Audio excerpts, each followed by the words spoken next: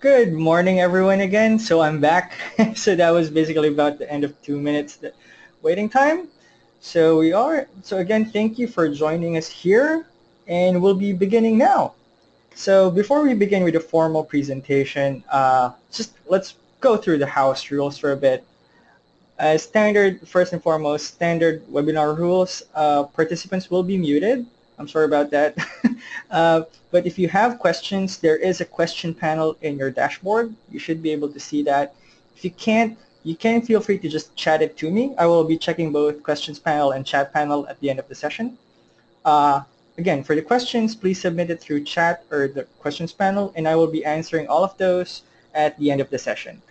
Regarding notes and recordings, of course, I will be providing one after the session. I have made sure right now that I'm actually recording this, so don't worry. And last but not the least, there are no bad questions. Again, please feel free to ask anything. If you did not understand, if there are a few points that you are not able to understand very well, or a few things that you would like to clarify, please just feel free to do so. That's the reason why we're here right now, right? So without further ado, let us formally begin the presentation. So, hang on. Welcome to TechSoup Basics. Just an overview, this is basically a webinar dedicated to help you, number one, orient yourself on what TechSoup is, what we can offer basically to your nonprofit, and of course, how to utilize your accounts if you're already registered and qualified. This is perfect for organizations that have recently just registered and qualified, who are about to register and qualify, and for those who are, have already been with us for a while but have still a few questions in mind.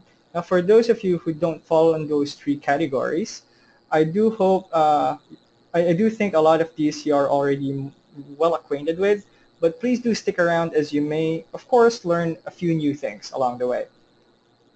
So before we begin, let's just get to know who you're talking to, who's speaking right now. So hi guys, I'm Jed. I dare say a lot of you have already been in touch with me through email or Skype. A bit about me, I am based in Manila, Philippines. I have been with TechSoup for about 3 years. A quick trivia, this has been my first job. uh, in terms of roles, I directly oversee the marketing and customer service across Southeast Asia, particularly 10 countries, those under the TechSoup.Asia portal, and additional 4 countries being Myanmar, Cambodia, Laos, and Brunei. On a personal level, I am a very big wrestling fan. SummerSlam is coming up, so for those of you who are following wrestling, that's a pretty big thing. On other hand, I've just recently started with the entire Pokemon Go thing, and I'm still on level 6. I do think I hope you're playing as well. It's quite addictive, and I represent Team Valor. Hooray! Anyway, enough about that. Enough about me. Let's go over now on what you came here for. So let's talk about TechSoup. So, quick thing. Who is TechSoup? TechSoup, basically, we are an international NGO. We have been around for close to 3 decades now. We're turning 30 next year. Officially we are based in San Francisco, but we are servicing NGOs all over the globe. Last year we have expanded to about 200 countries now, so that means our program can now cover about 200 plus countries all over the globe. And on purpose-wise, our aim is basically to serve as a hub for NGOs to reach out to should they have any technological needs, be it in terms of advice, learning materials, or most especially the most important part is technology donations and discounts. Moving on. So just to give you an overview on how TechSoup works. So here we are. This is okay, so basically an overview on how we work. So from your end, these are you guys, an NGO. So should you need anything, maybe you're looking for technology discounts, donations, of course, you reach out to us. Here we are, TechSoup. So our job is basically to help validate you on behalf of donors. Donors being those like Microsoft, Google, Symantec, those that we already know of. Now, if you inverse that relationship, that's basically how it works if you're a donor. So for donors then, if they want to reach out to more NGOs, they reach out to us. We help them find the NGOs that we help them find the NGOs that are in need of their services, and we link them back to you, to those that are already registered and qualified with TechSoup. So that's basically a bit of an overview on how the entire TechSoup process works. Moving forward, so countries we are serving, currently we have, of course, you're familiar with the TechSoup.Asia portal. That is where I think a lot of you are already registered and qualified in. So countries we are serving through that website are the following. Of course, Singapore, Malaysia, Thailand, Philippines, Vietnam, and Indonesia. So for NGOs that are based in these countries, you can register and get qualified and also access the donations and discounts through the www.techsoup.asia portal. Now, I have mentioned earlier that we have expanded to several other countries. So in terms of Asia, we are also serving other countries, some of which, these are not all though, we are serving a lot of countries in Asia. These are just some notable countries that we are currently in. So one is we recently launched in China, Korea as well, just last year, India, Japan, and Hong Kong.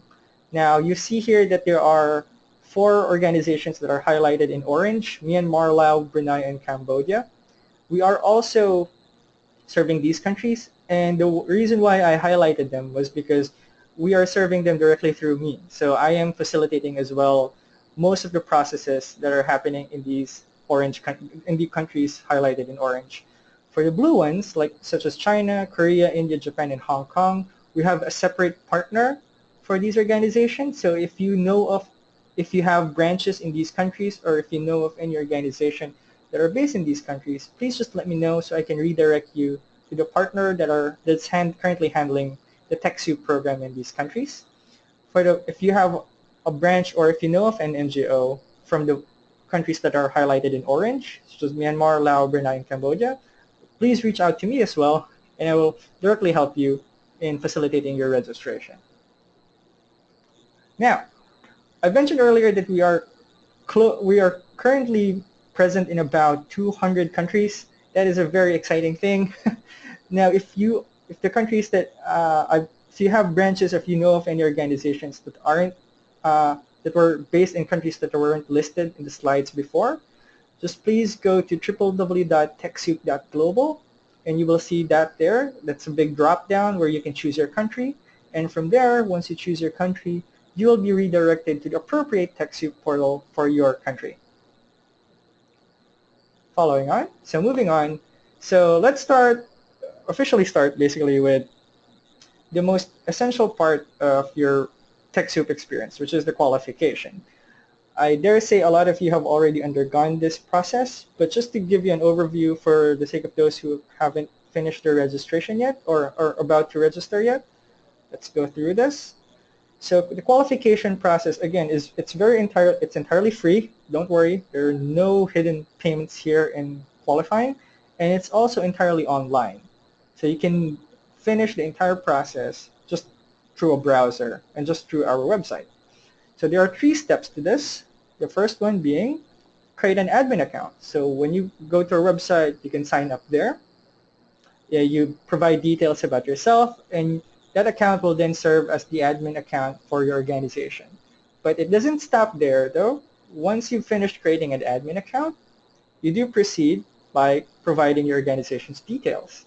So you go back again, go to register your organization, and you provide additional details about your organization. That's where we ask you things about what you do as an organization, where you're based in. So these are information that will play an important role soon enough in us helping you, in us determining your eligibility for certain donors. And of course, the last step in this process is you sending your registration documents. So for you to have a qualified account in TechSoup, we have a certain guideline on certain local legal documents that you would need to send to us for us to be able to verify that you are a locally registered and locally recognized nonprofit organization in your countries. Moving on, eligibility process. So uh, once you have registered though, and once you have qualified, the next step is for us to review your eligibility for certain donors. So there are a couple of things that can affect your eligibility. All right. First things first, the first thing that can affect your eligibility for donors is your registration documents. Registration documents, again, being the local legal documents in your country that basically identifies you as a local nonprofit, as an official nonprofit in that country. So there, we request this just essentially to establish that you are a legally registered NGO in your country. Second, having the required documents does not automatically qualify you for all donors. So this is an important thing for me to highlight as early as now. You may be, I would like to mention that each donor partner, they have their own certain restrictions. I will be tackling that more later. But yes, having these legal documents and us qualifying you for TechSoup does not automatically qualify you for all donors because of these individual restrictions that they implement. Last but not the least, I wouldn't be going through these legal documents, legal requirements individually, as we're covering 10 countries, so that might take a bit of a while. But for the countries currently registered or are registering under the TechSoup.asia portal, please go to www.techsoup.asia/eligibility for more information on what is required. On the other hand, for organizations coming in from Cambodia, Myanmar, Laos, and Brunei, please reach out to me directly so I can help you identify which local legal documents are required. And for the countries outside of those 10 countries, just please go back to the TechSoup.global portal and find the local partner that you can contact for that information. Moving on. So the second thing that will affect your eligibility, aside from the presence of your legal documents, are the NGO activities and initiatives. These are based on the information that you basically provide to us during the registration process. So how does that affect you? Again, each donor has their own set of activity restrictions, whereas they have limitations based on what the organization does. A good example would be Adobe. Previously, maybe a couple of years ago, Adobe had a restriction for faith-based organizations. So churches and such cannot qualify for Adobe regardless of having the proper documentation that can qualify them. These restrictions can change over time, as again with the same case as Adobe. Lately, I think it was just late last year when Adobe has actually loosened up these restrictions and have removed that entirely, making Adobe available now for all faith-based organizations, and not just faith-based organizations, but any organization that would have the legal documents prescribed by TechSoup. So again, these NGOs, these donors will have certain individual restrictions based on the activities that the NGO or the beneficiary are engaged in. To learn more about these restrictions, kindly go to www.techsoup.asia/donor partners. Again, I won't be able to go through all of these individually as we have about 10 partners as well. But if you have questions regarding this, please do not hesitate to ask me so we can sort out if you are currently ineligible for a certain donor. Moving on. So if you haven't registered yet, for countries based in Singapore, Malaysia, Thailand, Philippines, Indonesia, and Vietnam, just please head on over to www.techsoup.asia and you will see there the first two steps. As you can see here at the sign up part, that's where you create an admin account. So once you create an admin account, please go straight to the register your nonprofit link, and that's where you will be prompted to provide the details about your organization. We cannot, a quick note, we will not be able to qualify you if you only have an admin account. So please do not forget to provide details about the organization. For a guided registration process, just go head on over to www.techsoup.asia/getqualified, We have set up an instructional video there that will take you step by step, and most of all, that can accompany you while you do so. So you'll have a good working reference as well. For other country programs, just please go to www.techsoup.global, so you will be redirected to the appropriate country portal for you. If you are an organization based in perhaps India, sadly we wouldn't be able to help qualify you if you register for the TechSoup.asia portal. So please, first, the most important part, find the appropriate country portal for you, and that's where you will have to register. Otherwise, we wouldn't be able to help qualify you as we are limited in terms of geography. Now, moving on. Here's the more interesting bit, I guess. It's how to request. So let's say you've already registered and qualified, and we have mentioned that, hey, you're good to go. You can start placing requests for either discounts or donations from our partners. So let's now tackle how you're going to be able to do that. But before so, let's talk about what's actually available. So our services are actually divided into two. The first part are donated licenses.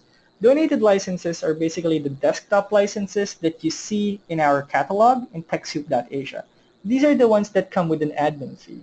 So I guess it's running through your mind now that, Jed, why do you call it donated licenses when you're charging for it? Well, I say that's a very good question. Okay, so to explain a bit on that, donated licenses means that they were donated by the donor themselves. So take for example Microsoft, they come to us and say, hey Jed, we have these bunch of Windows licenses and we'd like you to give these to the NGOs. So they give them to us for free. Now the reason why we are charging for these, it's mainly because to help us keep this program sustainable. Not a cent goes back to the donors, please. It's only meant to help us fund this program, to help keep this program continuously available for you and more NGOs available. And a cool thing about the admin fees is that if we get a little more than what we need to sustain us, we do reinvest these to expand our program. A good example of that is how we were able to expand to over 200 countries now, and that's all thanks to this generous support of organizations such as yours. You have made that possible. So on behalf of the other organizations at the other half of the world, I'd like to thank you as well, guys, because you made that possible.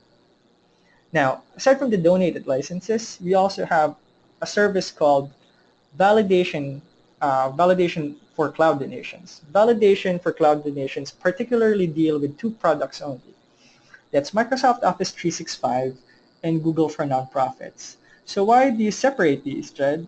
So the reason why we separate these from the donated licenses is because number one, they are essentially free, and number two, because you will not be able to request for these directly from the TechSoup Asia portal. Now, it's called validation services because we can only help in determining your eligibility for these donations. The application process is different. You apply directly to the donor. You apply directly to Google or directly to Microsoft. But to help you with that, of course, we are here to support you in the application process, and at the same time, we will help determine your eligibility for those donations. Hence, it's called validation services or validation for cloud donations. Now, of course, let's go step by step here. I'll give you a rundown on how this works.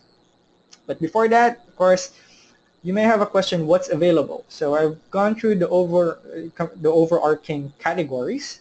The question now is, so Jed, what is available? What can we get from TechSoup?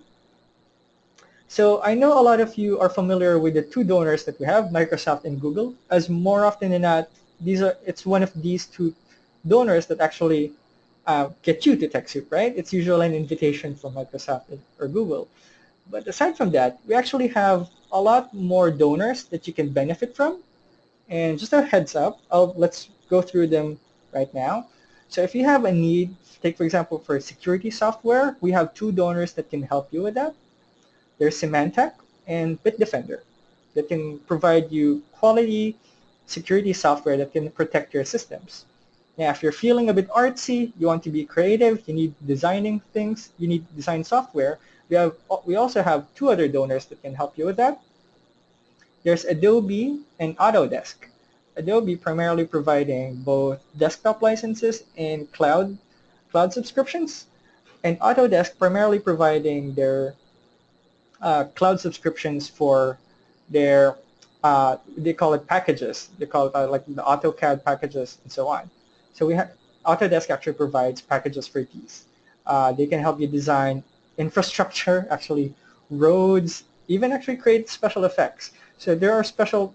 Please do feel free. Basically, what I'm trying to tell you is feel free to go through the donation packages of these donors, and you might stumble upon something that can truly help your organization. And last but not the least, we also have miscellaneous donors such as Box and Tableau. Box provides cloud storage, and on the other hand, Tableau provides business analytics software. So this can help you develop data, raw data from Excel sheets into interactive reports, interactive dashboards that can help you track the performance of your programs or even develop reports essentially. So I hope you were able to get a good overview of what we can offer. Now let's go on how you can get the donated licenses. Again, we're separating the two processes, so I'm going to be providing you 3 processes overall. The first one that we're going to look into are going over the donated licenses. So I'll just quickly breeze through the steps here, but I will be providing you a live demo shortly after. So starting with that. First step, of course, log into your qualified TechSoup account. Important note, you should have a qualified TechSoup account. A non-qualified TechSoup account won't be able to place requests. Secondly, look for the products that you want. You can easily do this by browsing through our catalog. Once you find the product that you want, just add it to your cart, add a quantity, then press add to cart. Now just repeat that process until you're happy, until you've finally found everything that you need. Once you're okay, just press check out and just follow the next steps. As the donated licenses would come with an admin fee, just kindly please settle the admin fee and the licensing emails that will help you retrieve these donations to the installers and license keys. Those will all be emailed to you 2 to 3 days after the admin fees have been settled. A few issues that arise here is that, number one, Jed, it's been 2 to 3 days but I haven't received my license keys yet. In that case, please let me know and I will help you track those license keys and also check what's happening. Basically, just let me know if there's anything that goes wrong in any of these steps. Now we've gone through the steps, time to give you a bit of a live walkthrough on that. So here, I hope you can see my screen. Just waiting for it to load. Oh, there we go. So as you can see here, I'm already on the website and I'm already logged in. So say I want Windows licenses. So go to Browse Catalog. You can see here a variety of ways on how you can filter our catalog. You can check it by software type, by partner, or since Microsoft is our biggest partner, you can also further segregate in terms of use the different kinds of Microsoft licenses that are available.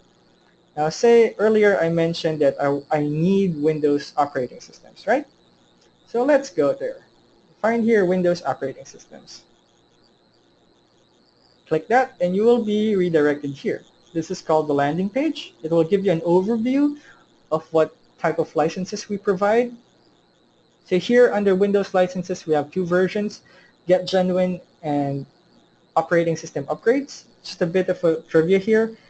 These are 2 entirely different types of licenses. Get Genuine is a base license wherein it's perfect if your computer's number A doesn't have any operating system at all, B are currently using pirated licenses, or C or if you're currently using non-Microsoft operating systems or are using home versions of Microsoft licenses. So basically Get Genuine can allow you to have a base professional license. On the other hand, system upgrades are essentially upgrades. So if you already have an existing professional Windows operating system installed on your computer and it's legitimate, and if you just want to get the newest version, just get the upgrade and install over it. Now say I need Get Genuine, going back, press Get Genuine here and that should redirect you to the product page right here. As you can see here, if you are qualified, you should be able to see this, the quantity section. So since I'm already qualified, just put in the quantity there. Maybe I need 30 licenses. So put 30, press add to cart. And once you press add to cart, it should appear at your upper right hand corner right here, as you can see. I'm just going to highlight that quickly right there. Hope you can see that. If you want to keep adding products, just go through the motions again, find the product, add quantity, then add to cart. Say this is basically it for you. This is the only thing that you would need. If it is, then press checkout. Once you press checkout, you will be redirected here, agreements and restrictions. Please, please, please don't skim over this. Please give it a lot of time. Read through this. There are important notes that are mentioned here. Take for example, some donations are just accessible once. If it is, it will be noted here. So please again, don't skim through this. Read through it. It has very important details. But for the purposes of now, I will just have to skim through it. All right, just check agree. Let's pretend that I've read through it. And after that, go to check restrictions to proceed. Let's just wait for it to load. And once you have checked the restrictions, you'll be redirected here. So this is basically just an overview of A, what you are trying to request for, and B, the details about your organization. A couple of things that I would usually suggest for you to check is one, first and foremost, your email, your registered email. Why do you need to check this? This is because this is where the licensing emails are going to be sent to. In some cases, some organizations would put general role-based emails such as info at, contact at. That is entirely okay, but just make sure that you're able to see these emails or are able to check that inbox regularly so that you wouldn't miss the important licensing emails that will be sent. All right? And B, of course, most importantly, check if if the licenses are correct and if you're requesting for the right products. Because first and foremost, we are not allowed to process refunds, and we're not allowed to return orders that have been bought wrongly or mistakenly. All right. So please just double check those important details, and after that, just choose your payment method. We are currently offering 4 payment methods in TechSoup.Asia. I will be going through each in detail later, all right? So for now, let's just say bank transfer, and once you've checked that, press review order to finalize the order. I wouldn't be pressing that for now, but basically that is the last step, to press review order. So I hope that made sense, and I hope that was very simple. Again, I will be going through the payment methods in a bit. So if you have questions, just again, please put them on the questions panel, and I will be answering them after the entire presentation. So going back, again, this is how you request for donated licenses through TechSoup, TechSoup.Asia primarily. If you are an organization coming from Cambodia, Myanmar, Laos, or Brunei, essentially you'll be using a different portal, but the process is basically the same. You add a quantity to the quantity box and add it to your cart. Once you're ready, just press checkout and proceed with the payment methods. Now, let's go on to an important part, settling admin fees. So again, like I mentioned earlier, we currently can provide you 4 different options. The first is credit card and PayPal. These are 2 different things, but I've clustered them as one because I'd like to highlight that this is what we would prefer. Why? Number one, credit card and PayPal can allow you to process the payments faster. Actually, it's just in a matter of seconds or even minutes or even just seconds sometimes. The payments are received, and generally the orders go faster. But most importantly, there are no additional fees from TechSoup, all right? I can't speak on behalf of your bank, but on the TechSoup side of things, there are no additional fees if you are using credit card or PayPal. Now, if there is no available credit card or PayPal, we do offer two other alternatives. That's via bank deposit and via check. As you see here, I am highlighting that these will be bank deposits or checks sent to an Australian account. Mainly, it will be sent to our partner in Connecting Up. Connecting Up is also a nonprofit. Just an overview. Connecting Up is also a nonprofit. It's the Australian counterpart of TechSoup, and they're currently helping us in administrative purposes, one being finances. So that is where you will be sending the payments. So since you are sending a bank deposit, so since you are depositing money to an Australian account or is sending a check to an Australian account, there will be some fees incurred by the bank. Again, I won't be able to speak on behalf of your bank. Sorry about that. But before you do so, I would suggest that for you to reach out to your bank and just basically inquire how much their processing fee is, so you would be able to factor that in terms of your budget. In some cases, it might be a bit high. Take, for example, in the Philippines, it may be a bit high. So just inquire first so you have a heads up. Now, the first four methods of setting the admin fees are only applicable to organizations coming from the TechSoup.Asia portal. So again, for countries such as Cambodia, Myanmar, Laos, and Brunei, since you are using an entirely different portal, the payment method is entirely different as well. Currently, TechSoup is only offering Western Union for these countries. How do you go about Western Union?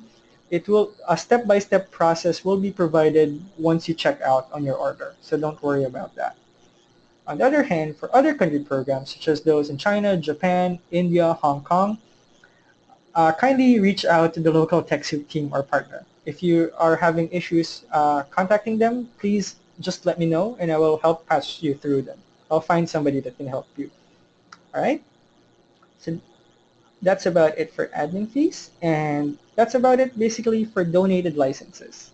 Now let's go on the more interesting bit for you, which are the things that are available for free, because the magical word is always free. So, but again, for a guided process, just please feel free to go to TechSoup.Asia/get-donated-licenses to this link, and there is actually an instructional video there that can help you. Now, going back, to talk about things that are free, let's take them one by one. So one of the more interesting donations in TechSoup is Google. As Google provides you, number one, they provide you with a massive, massive monthly AdWord grant. So if you qualify for Google for Nonprofits, they will be providing you with 10,000 US dollars worth of AdWords every month to help you promote your initiative, your NGO, or basically help you promote something that is charitable, of course. Aside from that, they also can provide you with free unlimited accounts for Google Apps for Work and also YouTube premium services. Now, more on that later, but let's tackle first on how you can apply for them. Again, I'll just breeze through the steps and I will give you a live demo in a little bit, all right? First and foremost, you should again log in, but this time you need to retrieve the validation token. For those of you that have tried registering for Google before, you may already be acquainted with how you can retrieve the validation token. But later on, for those that haven't, I will be giving you a demo on how you can retrieve that. After that, just go to google.com/nonprofits. Just open that in a separate tab. You would need a Gmail account. I would prefer if you create a separate Gmail account for this, because in some cases wherein you use your personal account and you may be a volunteer, if they leave, it's hard to retrieve the account details, right? So please try to dedicate a separate Gmail account for you to be able to pass it on easily. So sign in with your Gmail account for it. Then afterwards, you will be prompted you will be prompted for your validation token. So just kindly provide that. If you are not prompted for your validation token as early as then, you will actually be requested to provide or check certain boxes, but just please feel free to proceed to do so. Eventually, you will be requested with your validation token. Now, after that, just follow the last prompts, and once you have been qualified, you are then free to actually enroll for individual Google programs. This may sound like a long process, but actually, all in all, if everything is already prepared, this can take about 5 to 10 minutes, mainly a few clicks. So I'll show you how quick it is. I've opened that now. Okay, so here, so this is the Google for Nonprofits,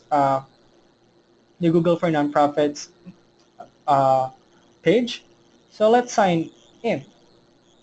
Oh, sorry, let's try to join the program. So here you will be prompted. So here's the basic overview of what they can offer. And here, just click here to begin, apply to Google for Nonprofits. And this is where everything begins. So let's just sign in with my Google account, dominic@gmail.com. Press next. Put in your password. And after that, you will go here, membership application. So just certify these things. Provide the information here. The employer ID or EIN is your legal identifier.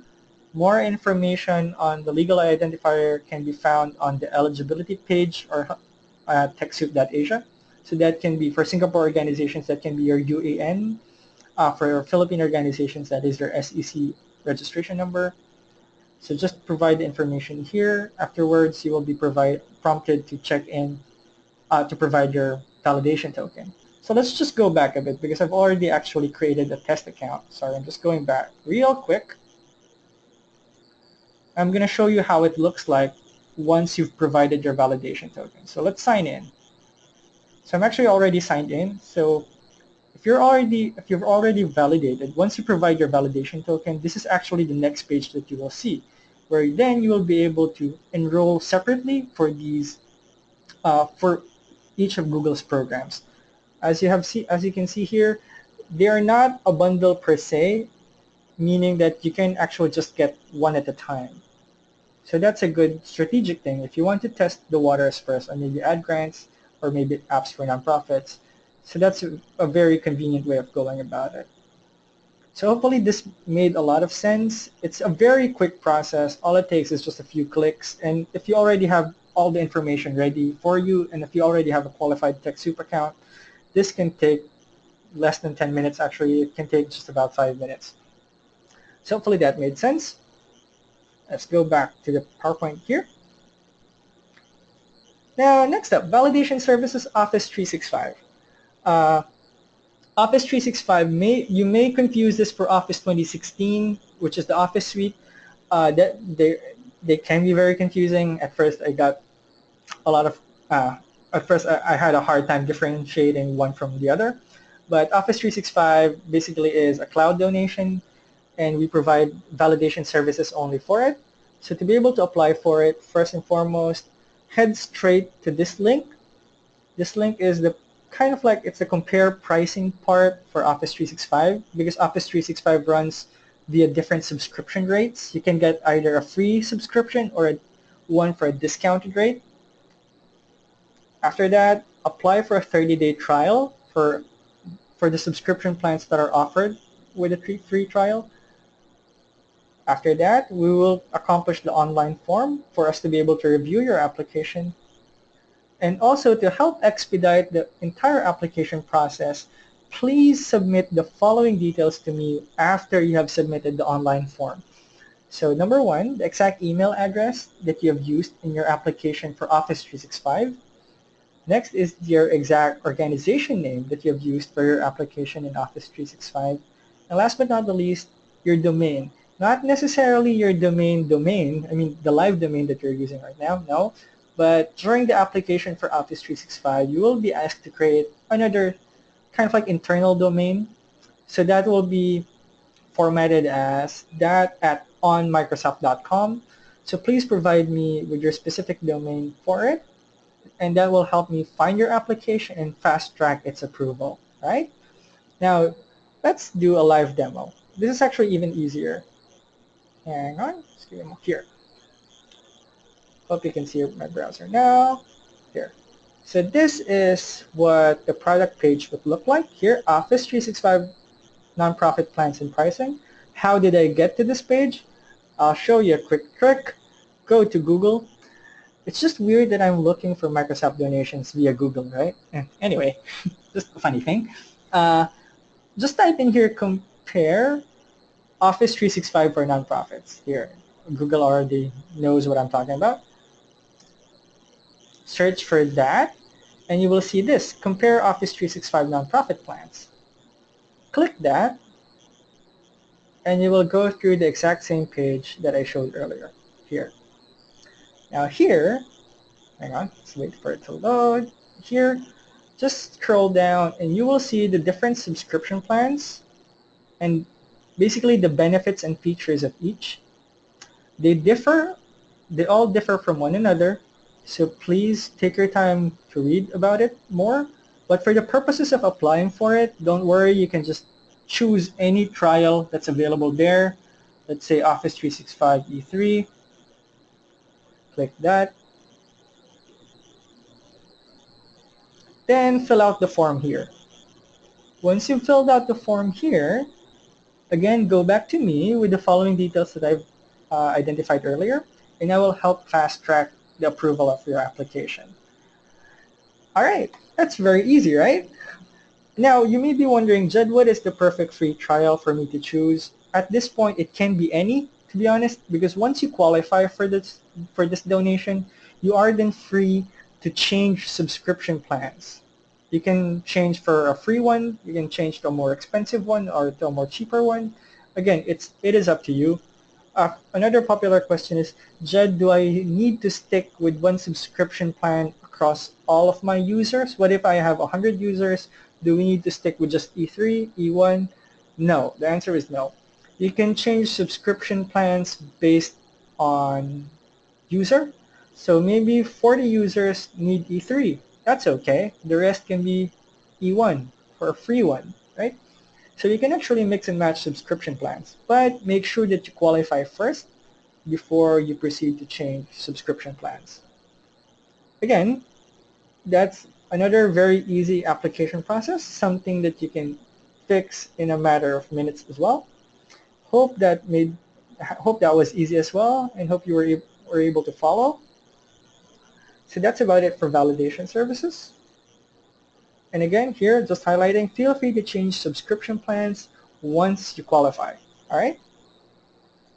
So for more guided process in each of these, please go on to TechSoup.asia/get-donations, click Get Cloud Donations, and you will see there a video tutorial on how to apply for both Google for Nonprofits and Office 365, all right? Now, basically, we've actually already covered the entire, all of the basics about TechSoup. So let's now go through miscellaneous things, basically miscellaneous reminders. We're about to be finished very early, so please key in your questions so we can go through it after the session, all right? First and foremost, are there donation limits? Yes, there are. There are actually recurring limits for every period of time, and these will vary per donor. So what do I mean? So what I mean is that there are different donation limits for Microsoft. There's a different donation limit for Symantec, Adobe, and so on. Let's give you some popular examples here. Microsoft's donation limit is 50 licenses per title group every 2 years. So what do you mean by title group? So if products are songs, title groups would be the genre or the overall category. So operating system, that's one title group. Office suites, that's another title group. So for each title group, you're provided with about a maximum of 50 licenses every 2 years. So Jed, what happens after the 2-year period, or basically the time period? What happens is that your donation allotments would just go back to zero. If you have remaining allotments, they will not be carried over. It will just go back to zero, and you will be able to request for the maximum allotment again. Only Microsoft has a different period wherein it works on a 2-year scale, but for the rest of the donors, they actually work on a yearly rate. So take for example, Adobe can provide you with 4 desktop licenses per fiscal year. So by our fiscal year starts at July 1st and ends at June 30. I'm just highlighting that. Now, yep. So Adobe provides you with 4 licenses for desktop licenses and unlimited cloud subscriptions, while Symantec provides you with 20 licenses of desktop products and 100 licenses of enterprise products. So again, I won't go through all of the donors as that's going to be a lot to go through. But if you want to learn more about the individual donation limits, just go to www.techsoup.asia/NIST-order-issues. We'll actually be identifying all of the donation limits per donors there. So just feel free to go through that, and I would suggest you go through that before placing an order so that you will be guided. All right? Next thing, what if we need more licenses? Say, I need more than 50 operating systems. What if I have a staff of 100? What if I have a staff of 200? There are 2 ways of going about that. Number 1 is either wait for the new fiscal year. That is actually the more logical thing to do. But if you actually have a more extensive need, say you need 200 licenses of operating system or Office suites, please let me know. We do have a policy that can help extend these donation limits, but you would have to reach out to me as we need to build a discussion on it first. So what is this policy that we're talking about? So this is mainly concerned about branches. So more often than not, if you have maybe more than 100 licenses, maybe if you have a need of more than 100 licenses, more often than not, it's because you have other branches spread out across the country. In that case, please reach out to me so we can determine the eligibility of your individual branches. There is a different process to that because sometimes these branches won't have their own set of legal documents. In that case, just feel free to reach out to me and I will guide you in the process every step of the way. All right? Now, Jed, what if our branches are found outside the country? Maybe my headquarters is in Indonesia and we have a branch in Malaysia and Thailand and Taiwan. In that case, I would suggest for each of your local branch or each of your country branches to find first the appropriate TechSoup partner to help them register, because there are different eligibility guidelines. Most especially, there are different eligibility rules per country, and that's usually concerning the legal documents, right? So please redirect them first to the appropriate TechSoup country program before you proceed to do or basically you can just reach out to me. That's another easy way to go about it. I'm always here, don't worry. Um, Now, moving on, what happens if we are ineligible? What happens if we can't place a request for a product? So I think before we proceed to answering that, the more important question is, how will you know that you are ineligible? Essentially, you will know, number 1, once you qualify, TechSoup will send an email to your registered organization account. It will indicate there which donors you actually qualify for.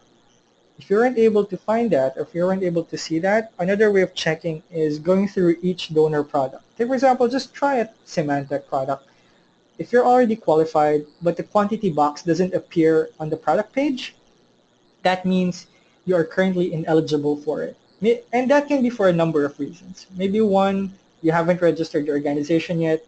2, you haven't sent in your legal documents yet. Or 3, we may need to do some requalification processing. Because you may have been categorized differently based on your activity. In any of those cases, to check, just feel free to let me know. All right? Now, what happens if we are ineligible? That means you cannot place a request for that donor. So if you currently have this issue, again, just reach out to me so we can find the root cause of it and we can try to resolve it.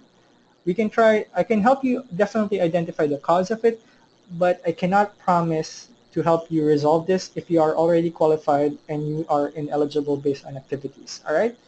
Because that would take, because again, each donor has their own restrictions and you have to be respectful of that. But again, just reach out to me if you are having any issues on this. Okay, moving on. are there minimal request requirements? So if maybe you want to place a request for donated licenses, there are actually no minimal requirements.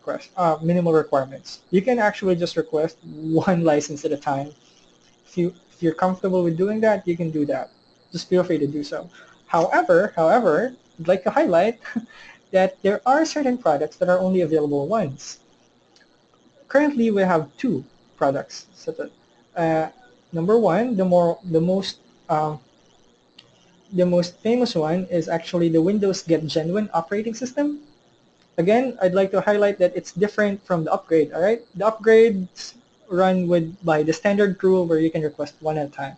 But for Get Genuine operating systems, you can only request for these ones. So usually, I would suggest that either request for the maximum of 50 just to make the most of it, or if you don't need 50, just maybe add in one or two extra licenses just to make room for if new computers come in, right? So just put in a little extra to help you. Now the other thing that's only available once is the box standard kit. The box standard kit, actually you can only just request for this once because they're already providing you perpetual licenses anyway, so that's okay.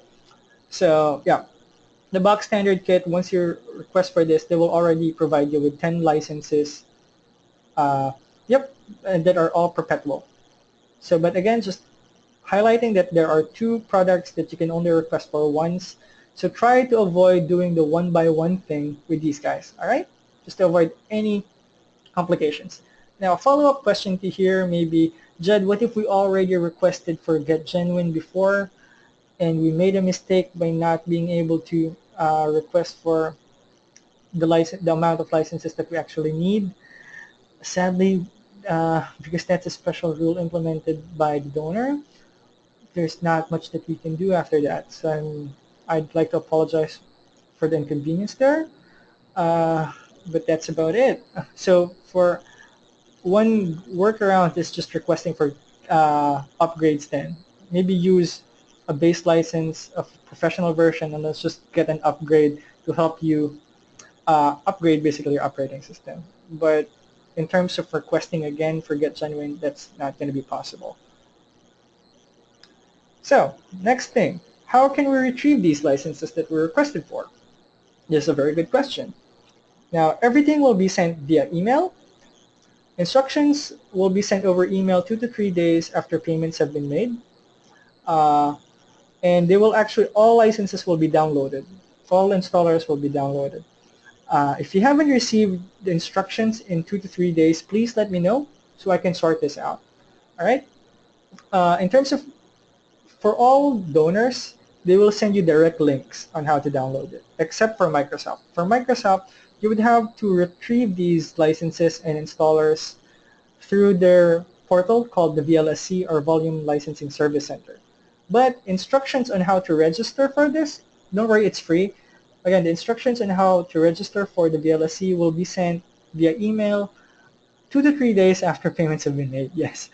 And if you haven't received this, again, just let me know, all right? And I will help you sort these out. And hey, that's about it. We've actually gone through almost all of the content, and we have a bit of time left. We have actually 10 minutes left. So let's start opening the questions, okay? Just give me a second here. Okay, I have 4 questions.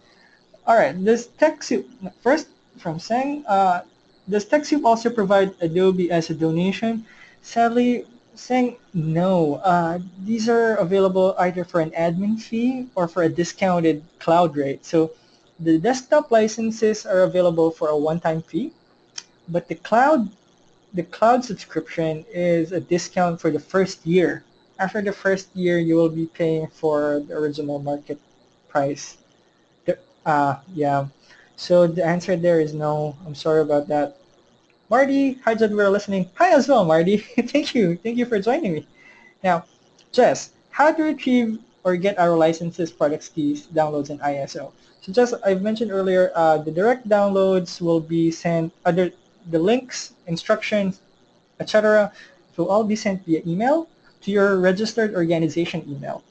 So please expect that to arrive in your inbox 2 to 3 days after payments have been made. If you haven't received anything, please let me know so we can sort it out. All right. Another good thing to check is your spam folders. In some cases, these licenses, these emails go directly to your spam. So please check that as well. That's a good thing to check. Hang on. Judd, may I know whether the donated products are the latest versions, e.g. Oh, this is a very good question, Clement. Thank you for raising that.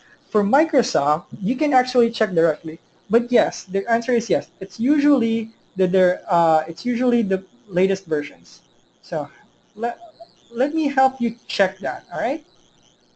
I'll help you check that. Let's find a product here. Let's say Get Genuine. Oh, no, sorry. You won't be able. Let's go to Office instead, sorry. Click that. Now, for you to be able to check the versions that are available, go here. Let's say somewhere. For specific licensing details, you see this link right here? Just click that. It's a bit hard to spot. And, oh, whoops, sorry. Wrong link. Oh, man. I'm embarrassed. To title group, sorry. Oh, man. Here, you will see the exact versions. As you can see here, the exact 2013 R2. Now, I think you had a specific question earlier. Let's see that. You mentioned MS Server, Windows Server. Okay, let's just scroll down. For Windows Server, that's multi-point, foundation. Oh, here. Yes, it is the 2012 R2. So, but then again, just going back, if you want to check the other available editions, just click this Microsoft Title Groups part.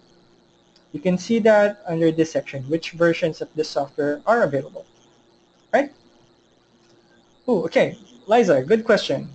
Is there an expiration with a TechSoup membership? This is a very good question. There isn't. So once you qualify, you are good, right? You're already good. One thing that may expire though are licenses. Microsoft essentially provides perpetual licensing unless it's stated that it's not.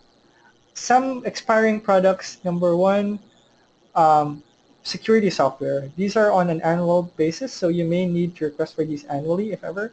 And also subscriptions. Take, for example, Autodesk, uh, Adobe, these can expire. But in terms of your qualification for TechSoup, no, it does not. Your qualification may change based on certain changes on the eligibility rules, but that happens very rarely, all right? So, but yeah, in terms of membership, no, there's no expiration. Okay, Craig, when do you expect Cambodia to be added to the Office 365 sign-up drop-down list? Oh dear, this is a very good question, but sadly this isn't a question I wouldn't be able to answer. I'm sorry about that, Craig. But I actually have raised this already to our global team, and I'm just waiting on their response. Please email me at jed@techsoup.asia so you can follow up, and I will be sharing the response there to you. But yeah, as far as I know, currently it's not available yet.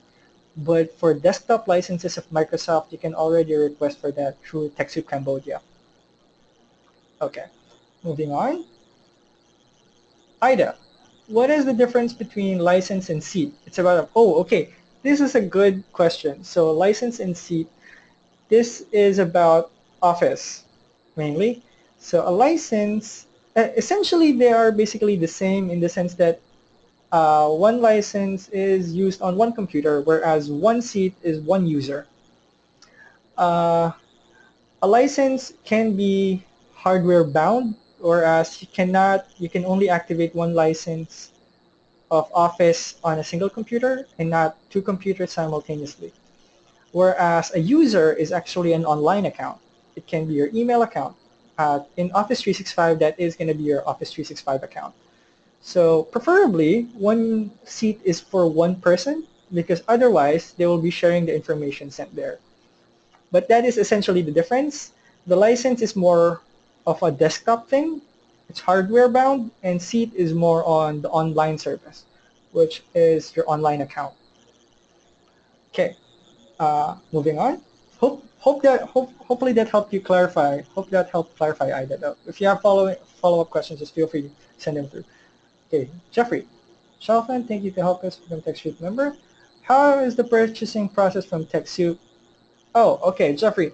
So this is a good question. The request process will be done online. Uh, as you're from Indonesia, you can check TechSoup.asia/get-tech. Again, I will be sending you links to the step-by-step tutorials here as well, so you can use that as recurring references, all right? But you are supposed to do it online. The first thing you need to do is get your organization qualified. Once, once you're qualified, just log into your account, find the product, add a quantity to the quantity box, and add to your cart. It's as easy as that. But again, I will be sending you certain links to help you to help as a reference. All right, Craig, do you have any IT setup partners in Cambodia to help with the setup of Google Apps or Office 365? Oh dear, that is a really, really important question that you have raised, and thank you for raising that. I'd like to be very honest. Sadly, we don't have the capacity or we don't have current IT partners yet that can help. Actually, this is in terms of the entirety of Asia. I know they can be very tricky to set up and they're not the easiest thing to sort out. But sadly, Craig, we don't have the capacity or the partners yet. Once we do find somebody, though, I will patch you through directly. But hang on, I'm just thinking of. We do have somebody in Australia, but they may charge for this. I'm just trying to remember the name of the organization. Please again email me. I can't recall the name of the organization right now. It's a consulting group for nonprofits, but they might be able to help, but they're based way out in Australia. In Asia, we are not familiar yet with any partners. Okay, Jeffrey again. How are the payment processes? So Jeffrey, as you are based in Indonesia, we have 4 different ways of payments. We would prefer credit card or PayPal. A, because it's cheaper. B, because it helps you process your payments faster. If you don't have card or PayPal, you can deposit, you can do a bank deposit or a check, but take note you will be doing this to an Australian account, so there might be some charges from your bank. So please reach out to your bank first just so you can get a heads up on how much they would charge for it, right? Okay, Jinky. Just want to clarify, do we need to pay for Microsoft operating system after 2 years? Oh, Jinky, no. So the things, if it is a perpetual license, take for example operating system, you don't have to. So don't worry about that. The 2 years is only for your allotments, meaning that after the 2 years, you can request for the same amount of licenses again, but not if it's something that's only available once, all right? But then again, for other products, the 2 years, it's only to limit your quantity of requests, but not necessarily requiring you to pay again. You only need to pay once for the perpetual licenses, and they're good for forever. There is a forever, guys. Anyway, uh, Jerry, will this webinar video be available later for viewing? Yes. I would like to let you know I did not forget to record it, and I'm still recording it to include the questions, of course, and I will be sharing it via YouTube. Uh, I will be sending you the links after. One quick thing, please subscribe to our YouTube channel as we have awesome videos there. Take, for example, the Tech Made Easy. It can help you understand ICT concepts, basic ICT concepts that can seem very difficult, but we can help you understand those in 60 seconds. Those are 1-minute video clips, and they're very interesting. And aside from that, of course, I will be posting this webinar recording as well. So, yep, yes, Jerry, the answer is yes. Okay, Liza? And yes, just to clarify on Liza's question here about worrying about TechSoup membership. No, you don't have to. Once you have qualified, that is all good. We don't require anything to maintain your membership. And in fact, you're not actually required to place requests. If you don't have any need right now, then just leave it be. If you do, once you do arrive at a situation where you would need something, just let me know so I can help you, all right? Jerry, can we have several individuals registered on TechSoup under the same organization? Yes. But that means, though, you are sharing the access to your organization's account, meaning any of these several individuals can also place a request anytime. So on a technical perspective, yes, but on an internal perspective, just please try to develop a way of kind of like monitoring them just to make sure you're on top of what they're requesting. All right?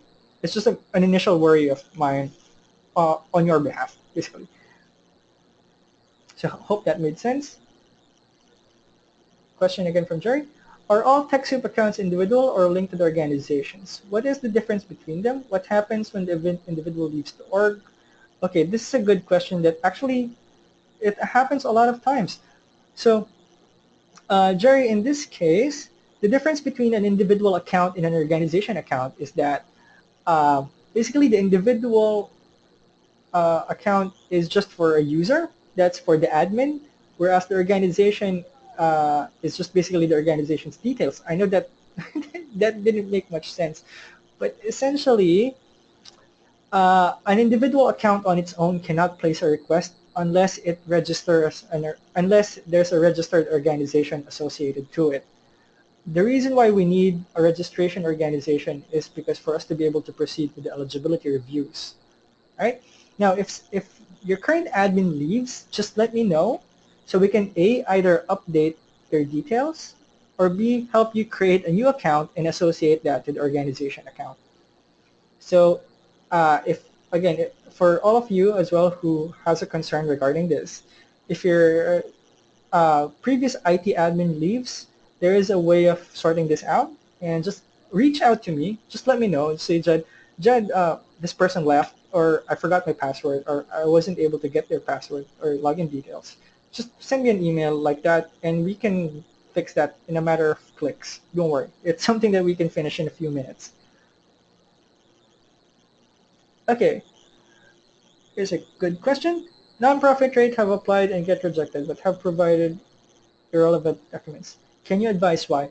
Okay, I'm sorry if I butchered the pronunciation of this, but Jivaraja, could you send me an email at jed@techsoup.asia? Provide me with forward to me the documents, and please identify the country where you're based in so we can follow up. All right?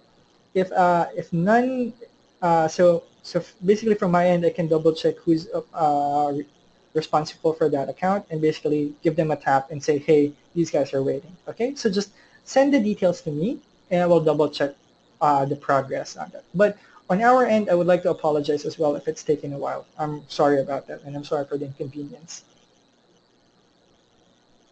Okay, hi. Hi there. Does Office 365 work in slow internet or offline situations? Oh, that is a very, very good question, and thank you for asking that. Almost forgot. So here's the thing. Office 365 is actually a cloud-based solution, and it can work on slow internet in the same sense that you can open your Gmail account on slow internet. It's basically an email account. Okay, I'm just going to show you really, really quick what it looks like, which means I'm essentially going to show you my inbox. Well, I love you guys, so I'm going to show it anyway. Just, yeah. Okay, hang on. 04. Yeah. So this is what Office 365 looks like. I'm going to see my inbox. Like I'm just going to closing my eyes right now. I need to check that later. So this is basically your Office 365 account. It's essentially an email account, right? So this is the basic free thing that you can get. An email account that has access to a lot of features. If you don't have internet, this is basically inaccessible. If you have slow internet, it's accessible, but you may have a few issues. But the point of the matter is Office 365 is entirely cloud-based. So internet is kind of like the lifeblood of Office 365. Slow internet is okay. It's okay because, again, it's essentially just an email account. But no internet, that's a big no-no. On the other hand, though, some subscription plans can give you access to the offline suite, but that's only for Office. I mean Office meaning Word, PowerPoint, and Excel. the things that we usually run on a desktop anyways. So in those cases, you can use it, but just the Office app, not your Office 365 account per se. I hope that was able to answer your question though. That was a lot of things I've mentioned. Okay, hang on. Let's go back to the questions. Again, guys, if you still have questions, feel free to just shoot. Oops. Oh God, hang on. Give me a moment. I got lost there. Randy, what is the difference between full version Windows and OEM? Is there any conflict if we get an installed Office 365?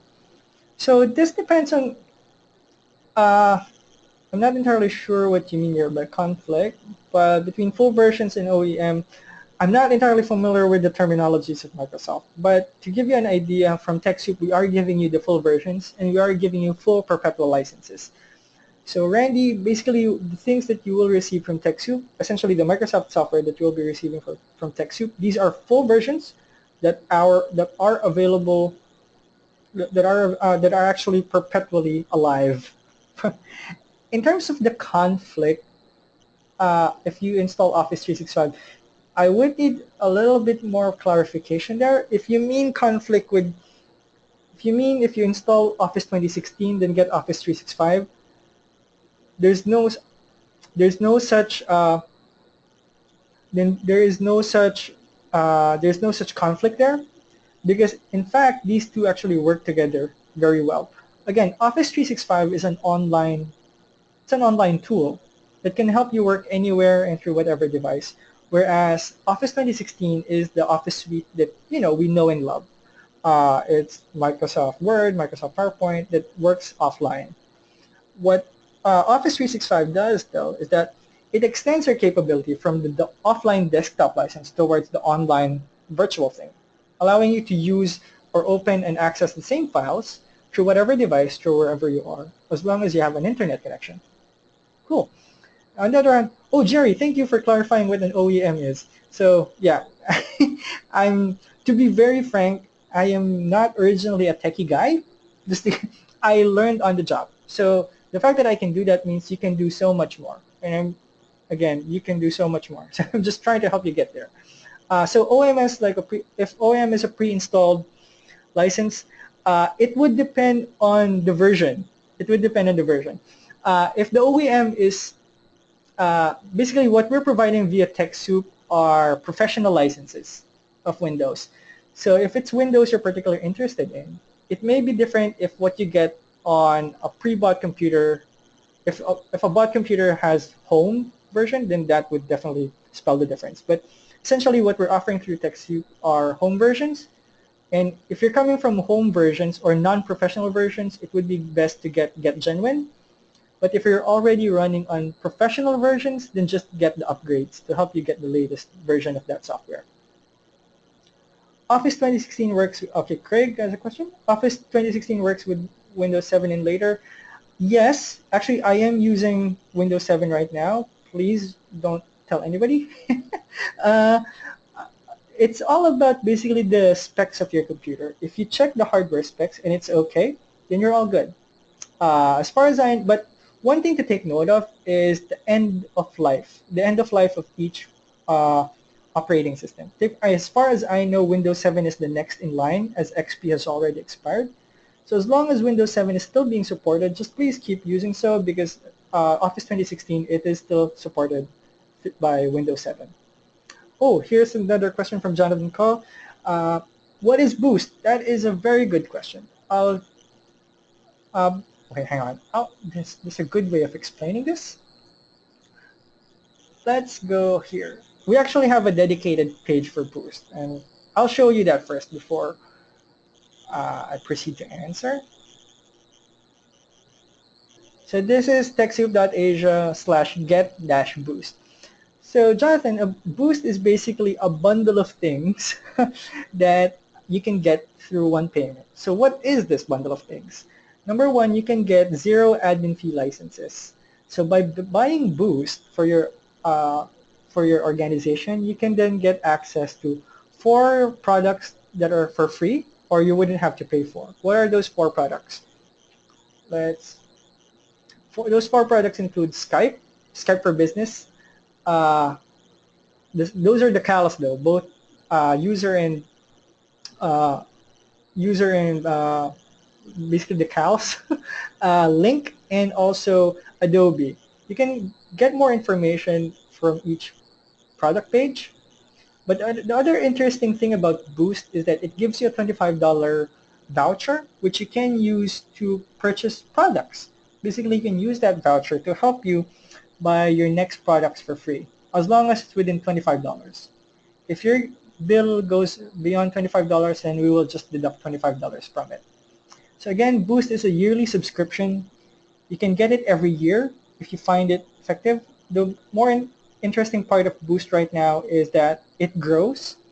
So if you buy Boost now with the following features that are applicable today, it may grow in the next few months. So that's the advantage of Boost. You're paying, you're getting more by paying less, essentially. So I hope that I was able to answer your question there, Jonathan. So currently, that is the last question. So guys, if you, okay, here, Clement, are you able to briefly outline the procedure to move from a hosted email to Google for a nonprofit? I expect that my hosted email provider may not cooperate, knowing that he will lose our business. Oh dear, Clement, I'm sorry, but that's a little too technical from my end.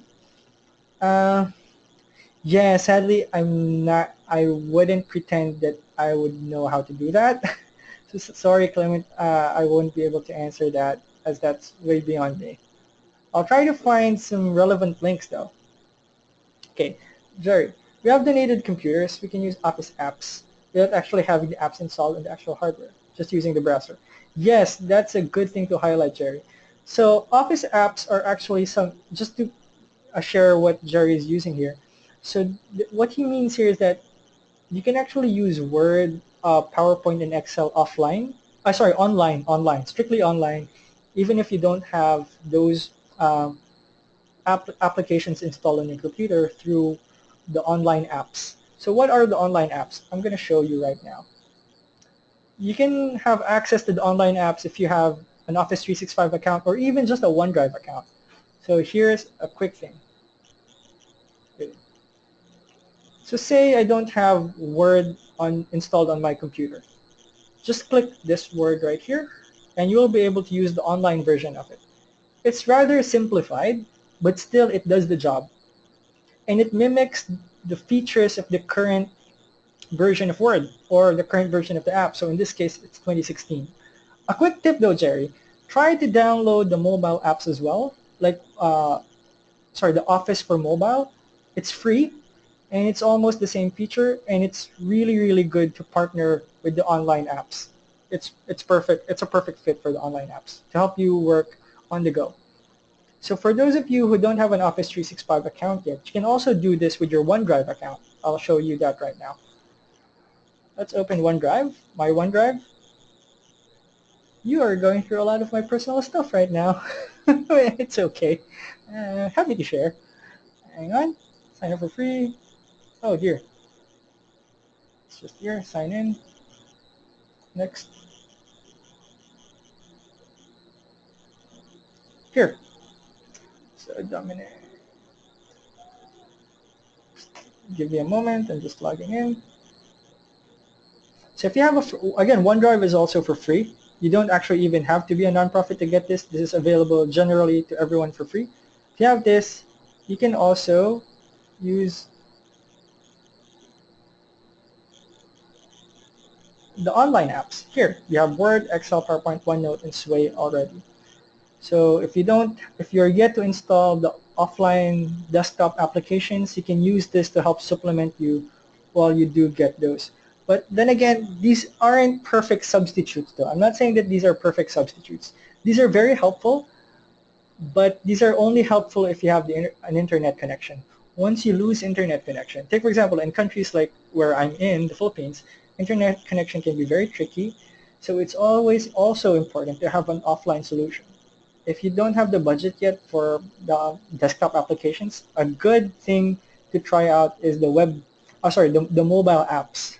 If you have an iPad or if you have a tablet, those work well. It's free for both Android and iOS, and again, it mimics the basic features of the desktop app, so that helps you still work without, even if you don't have the licenses yet. So okay, Jerry. Oh, no worries. And Jeffrey, pardon, how much storage in default that? Ooh, that's a very good question. So Jeffrey is asking about the basic storage for Office 365. Oh, you will be surprised. Hang on, I'm just going to show you the evidence. So it's actually, and it's 1 terabyte. Here, for the free account, it's a whopping 1 terabyte storage per user. And if you're running on a free E1 donation, you can open as many users as you want, unlimited users. So that's an unlimited source of 1 terabyte storage. For those of you who are not familiar with storage setup, 1 terabyte is a heap load of storage. And 1 gigabyte, that can range for what? 2 movies? One, maybe, if it's HD, even, yeah. But 1 terabyte is a lot of gigabytes, guys. I don't want, and yeah, again, you can have unlimited number of users, so that's 1 terabyte per store per user. So hopefully that sounds interesting, Jerry. Jeffrey, sorry, Jeffrey. Sorry about that. Jeffrey. Okay, guys. Other questions? I'd be more than happy to go overtime if you want. For those of you, I know you have long days, and thank you for joining me. I'd just like to thank you first, guys, because I know some of you need to go. Thank you for joining me here. I I am okay to continue answering your questions as long as you want, as long as you still have questions. But if you no longer do have any questions, I will be signing out in a few minutes. But for those of you who need to go, again, thank you. I will be sending the references to these, such as the PowerPoint presentation and the recording afterwards, all right? But for now, I would be continuing to answer questions as they go, all right? Can you use one? Okay, here's a good question from Clement. Can we use OneDrive as a department shared drive and then configure access? Of course, Clement. One thing you would need to check with OneDrive though is its storage. As far as I know, I think Microsoft pulled back on the internal storage for the free OneDrive accounts.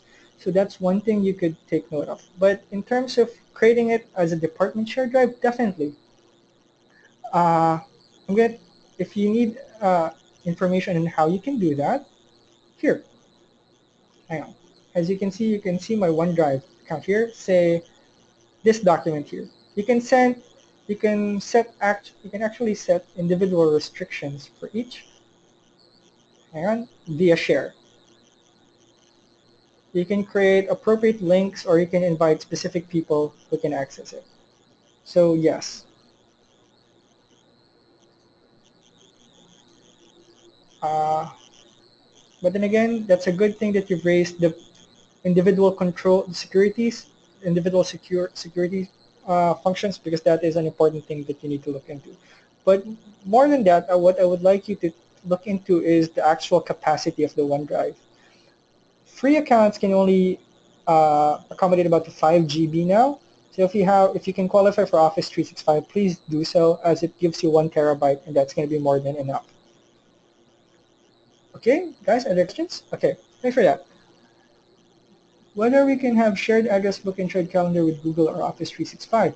That's a very good question, Clement. I will look into that. I haven't actually looked into the the contact lists yet. So I'll have to follow up. Please follow up with me over email, and I will definitely answer you there. All right. Right now, I'm not sure, but I will look into that. Florinda, yes, you will get the webinar references, both the recording and the PowerPoint, and also some of the necessary links. Definitely. Thank you, Clement. And again, sorry if I wasn't able to answer some of that question directly. That's a bit tricky for me, but I will definitely look. As far as I know, yes. Yeah. But let me confirm first. Guys, other questions? Just feel free to shoot.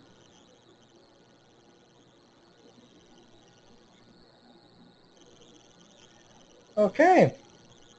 So, Riris, yes, please do practice.